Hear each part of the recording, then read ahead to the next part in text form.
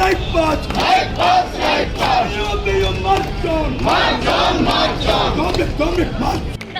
जिंदाबाद जिंदाबाद इंकलाब जिंदाबाद जिंदाबाद जिंदाबाद इंकलाब जिंदाबाद जिंदाबाद जिंदाबाद जिंदाबाद जिंदाबाद जिंदाबाद तमाम हम बैंक कर्मी सड़क पर आंदोलित हैं।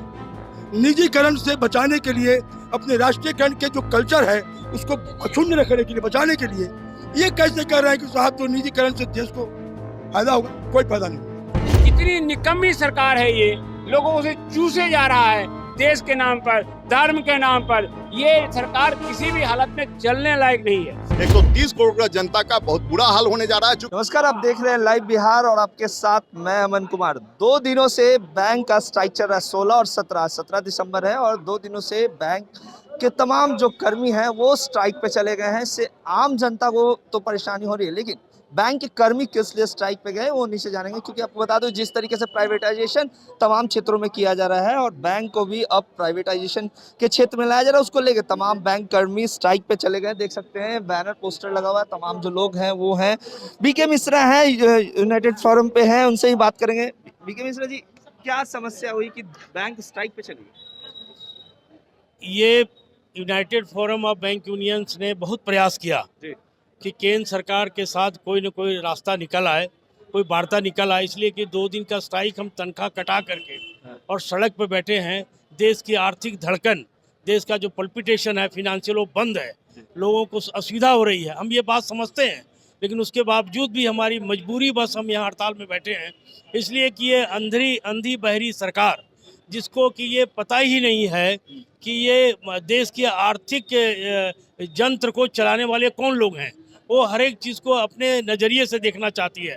वो चाहती है कि बेरोजगारों का बैंकों में आना बंद हो जाए, बैंकों में बहाली बंद हो जाए, बैंकों में जो दिव्यांग जनों की बहाली होती है। अगर ये सरकारीकरण है, निजीकरण, अगर ये सरकारी तंत्र में बैंक है तो दिव्यांग जनों की बहाली हो रही है। अगर ये प्राइवेट में चला गया तो दिव्यांग जनों की बहाली बंद हो जाएगी। हम किसानों को सॉफ्ट लोन पर अभी लोन दे रहे हैं। हमारे यहाँ बैंकों में हजारों गरीब बच्चे आईआईटी पढ़ गए, पॉलिटेक्निक पढ़े, चार्टर्ड अकाउंटेंट पढ़ गए, मेडिकल पढ़े, हमने उनको एजुकेशन लोन दिया।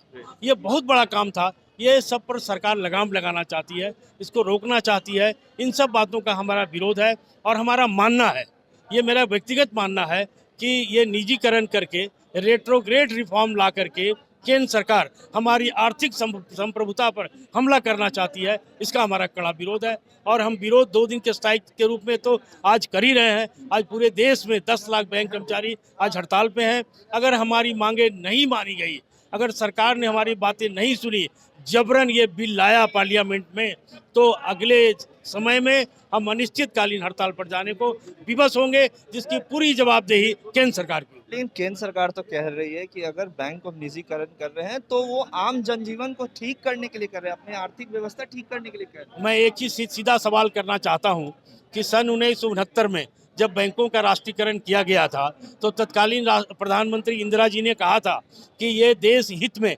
जनहित में, लोगों के, गरीब जनता के हित में बैंकों का राष्ट्रीयकरण किया जा रहा है। अगर ये आज की सरकार समझती है कि निजीकरण से देश का हित होगा, जनता का हित होगा, तो इनकी सोच पे मुझे तरस आती है। तो देख सकते हैं ये 2 दिवसीय है धरना है और तमाम जो बैंक कर्मी है वो स्ट्राइक पे चले गए। और भी बैंक कर्मी बात करेंगे। क्या लगता है कि जिस तरीके से निजीकरण गवर्नमेंट कर रही है, लेकिन गवर्नमेंट कर रही है जनहित में कर रहे हैं, लेकिन आप लोगों का मानना है ये जनहित में नहीं है? नहीं, आपका सवाल ये है कि ये आंदोलन जनहित में नहीं है। नहीं, गवर्नमेंट ये कह रही है कि अगर हम निजीकरण कर रहे हैं वो जनहित को देखते हुए कर रहे हैं। हाँ, सरकार निजीकरण को जनहित में कर रही है। तो 1969 राष्ट्रीयकरण के पहले जो स्थिति थी और 1969 में मिसेस गांधी ने जो नेशनलाइजेशन किया वो किस हित में था? वो समय वो क्लास बैंकिंग चलता था। नेशनलाइजेशन के पहले गिने चुने लोग ही खाता खोल पाते थे, सेठ साहूकारों के हाथ में पूंजी होती थी। राष्ट्रीयकरण के बाद छोटे छोटे उद्योग खुले। आज उन्हीं से हो सकता है कि रानी अंबानी के बाबा, दादा, चाचा, काका, नाना निकले होंगे। मैं नहीं कहता, मेरे पास डाटा नहीं है, लेकिन उस मास बैंकिंग के वजह से आज बड़े बड़े उद्योगपति इसी हिंदुस्तान में पैदा लिए। मुझे ताज्जुब होता है कि तमाम हम बैंक कर्मी सड़क पर आंदोलित हैं। निजीकरण से बचाने के लिए, अपने राष्ट्रीयकरण के जो कल्चर है उसको अक्षुण्ण रखने के लिए, बचाने के लिए ये कैसे कर रहे हैं कि साहब जो निजीकरण से देश को फायदा होगा? कोई फायदा नहीं होगा। आप ये देख लें, अंबानी निजीकरण में वो अपनी पत्नी को 200 करोड़ का गिफ्ट दे सकते हैं। कितना बड़ा ये बैरियर है। एक सड़क पर नंगा भूखा बैठा हुआ है, कितने घरों में चूल्हा नहीं जल रहा है, हम 200-500 करोड़ का गिफ्ट दे रहे हैं। ये निजीकरण का एक नमूना है। मैं एक नमूना दिया आपको। हम उसी निजीकरण से देश को बचाना चाह रहे हैं। सरकार की संपत्ति है, सरकार इसको बचाए, उसका ठेका ले। सरकार से अगर संपत्ति सरकार की नहीं समझ सकती है, वो सरकार निकम्मी है, उसको तत्काल इस्तीफा देकर के हट जाना चाहिए। अगर गवर्नमेंट आप लोगों की बातें नहीं मानती है तो आगे क्या रहेगा? अगर सरकार हमारी बातें नहीं मानती है तो आगे हम अनिश्चितकालीन की ओर जा सकते हैं। और ये जान लीजिए कि बैंकर ने डिसाइड कर रखा है कि इसको प्राइवेट नहीं होने देना है तो नहीं होने देना है। किसानों ने अगर ये आंदोलन जीता है तो हमें पहले से भरोसा है, हमने हर आंदोलन जीता है। ये सरकार को भी चुनौती है कि वो अगर हिम्मत है तो इसको प्राइवेट करने का बिल लाए, फिर हम अनिश्चितकालीन जाएंगे। हम केवल 10 लाख बैंकर नहीं हैं, हम 41 करोड़ जनसेवक के वो हैं, उनके जो कि खाता खोला है बैंक में। हम उनके जनसेवक हैं जो कि डे टू डे हमारे पास आते हैं अपने रोजमर्रा चलाने के लिए। 50 लाख, 1 लाख, 50,000, 1 लाख, 10 लाख, 5 लाख का ऋण लेने वाले संख्या करोड़ों में है। तो हम उनको चलाते हैं। ये जो इनको चंदा देते हैं हम उनमें से नहीं हैं, और हमको उनसे मतलब भी नहीं है। अगर वो ना चाहें तो हमारे साथ रहें या ना रहें। लेकिन बड़ी बड़ी आपकी जो इंफ्रास्ट्रक्चर प्रोजेक्ट है, जान लीजिए आप, सरकारी बैंकों ने ही बड़े बड़े इंफ्रास्ट्रक्चर प्रोजेक्ट चलवाए, पावर के प्रोजेक्ट चलवाए, ये आपको जो जल विद्युत परियोजनाएं हैं उसमें प्रोजेक्ट हुए। और आज 6 लाख करोड़ रुपया हमारा पिछले 7 साल में डूब गया है, क्योंकि ये प्रोजेक्ट डुबा दिया गया। ये बड़े बड़े घरानों ने जानबूझ के इन प्रोजेक्टों को डुबाया, और इसका सीधा सीधा फायदा उन लोगों को हुआ। अरे पैसा गया किसका? ये पैसा जो गया है ये हार्ड इनकम टैक्स अर्न वालों के पैसा गए हैं। आप सबको याद होगा जब एक वक्त में एफडी पर ब्याज 13% होता था, आज 5.5% आ गया, सीधे आधा से भी कम। क्यों? ये 6% का मार्जिन किसको मिल रहा है? ये 6% का मार्जिन उन साहूकारों को, उन लोगों को मिल रहा है जो कि मजा ले रहे हैं बैंक का। आपका पैसा लेके विदेशों में भी इन्वेस्ट कर रहे हैं, क्योंकि आप सस्ते पर ब्याज देना शुरू कर दिए हैं। इवन जैसे सेविंग फंड जो गरीब, सबसे गरीब कमजोर लोग रखते हैं ना, उसमें ब्याज कभी 4% होता था। आपने प्रचार भी देखा होगा, कहीं कहीं प्राइवेट बैंकों ने कहा कि हम 5% ब्याज देंगे, 8% ब्याज देंगे। उस पे ओरिजिनली ब्याज आज के टाइम में 2.79, 2.9 चल रहा है। ये सारा जो बीच का पैसा कौन ले रहा है? ये वही जो जहाँ राइट ऑफ के नाम पे भेजे जा रहे हैं। आपको पता होगा 17 लाख करोड़ हमारा कृषि का लोन है पूरा। सरकार से आग्रह किया गया था कि आप कृषि लोन माफ़ कर दीजिए। सरकार ने इसको नहीं माफ़ी, एकदम स्पष्ट कहा प्रधानमंत्री ने, किसी पर माफ़ी नहीं होगी। लेकिन उधर औद्योगिक घराने को अब तक ये 6 लाख करोड़ रुपया माफ़ कर चुके हैं। हेयर कट के नाम पर 97%। इमेजिन करिए, किसी ने लोन लिया 100 रुपया, उसमें 97 रुपया माफ़ कर दिया। लेकिन आपका नहीं होगा। ये किसका होगा? जो इनको कॉरपोरेट के नाम पर, जो इनको बॉन्ड खरीद के देते हैं, जो इनको चुनाव लड़वाते हैं, जो बीजेपी का घर बनवाते हैं, हर डिस्ट्रिक्ट में घर बनवा, तो इनके लिए होगा ना। आम जनता मरती रहे। आज इमेजिन करिए, एक एम्प्लॉय का क्या पोजीशन है? आप जो इनकम कमाते हैं उस पर 30% टैक्स प्लस जीएसटी, हर चीज़ का जीएसटी 18 से 20%, तो हर आदमी 50% टैक्स दे रहा है। इतनी निकम्मी सरकार है ये, लोगों से चूसे जा रहा है देश के नाम पर, धर्म के नाम पर। ये सरकार किसी भी हालत में चलने लायक नहीं है। और हम बैंक वालों समान लोगों से अपील करते हैं, ऐसे वोट जीवियों को, ये देश के नाम पे बलगा के, धर्म के नाम पे बलगा के जो आपको धोखा दे रहा है, इसको कतई वोट नहीं करिए। हम बैंक कर्मी किसी भी हालत में ऐसी सरकार को कभी भी वोट नहीं करेंगे जो हमारे देश का खा के हमारे देश को बेच रहा है। हम इसे देश बेचने नहीं देंगे। देश बेचने नहीं देंगे। और भी लोग हैं। लगभग 2 दिनों में 10,000 करोड़ की आर्थिक नुकसान हुआ है सरकार को। बैंक की हड़ताल को आप ये देखिए कि ये नुकसान जो हुआ है, इससे ज़्यादा नुकसान होने की संभावना है।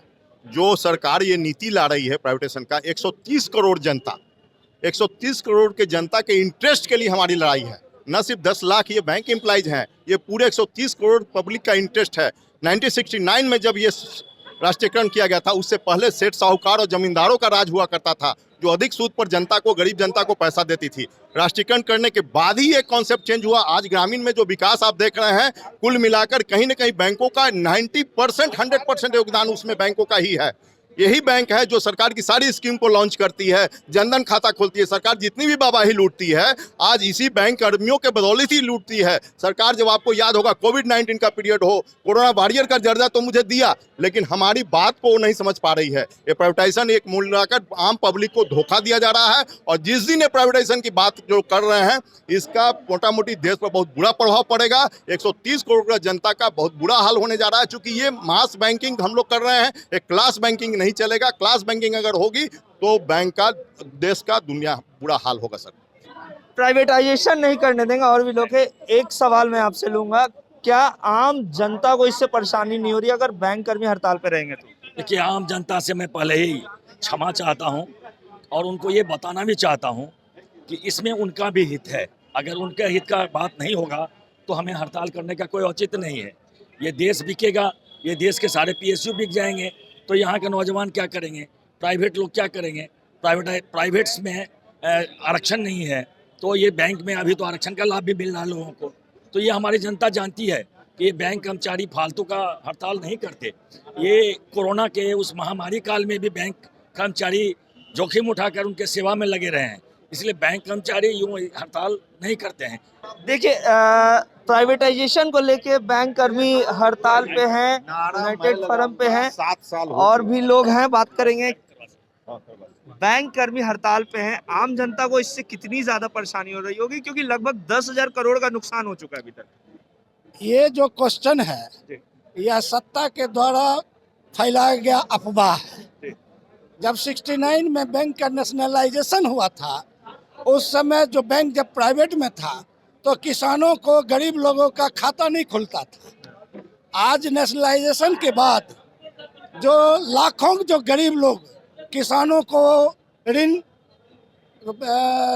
छात्रों को एजुकेशन लोन, और जो सरकारी क्षेत्र में नौकरियां, आज गरीब बच्चे, गांव के बच्चे की जो नौकरियां हैं वो सरकारीकरण के बाद ही मिल रही है।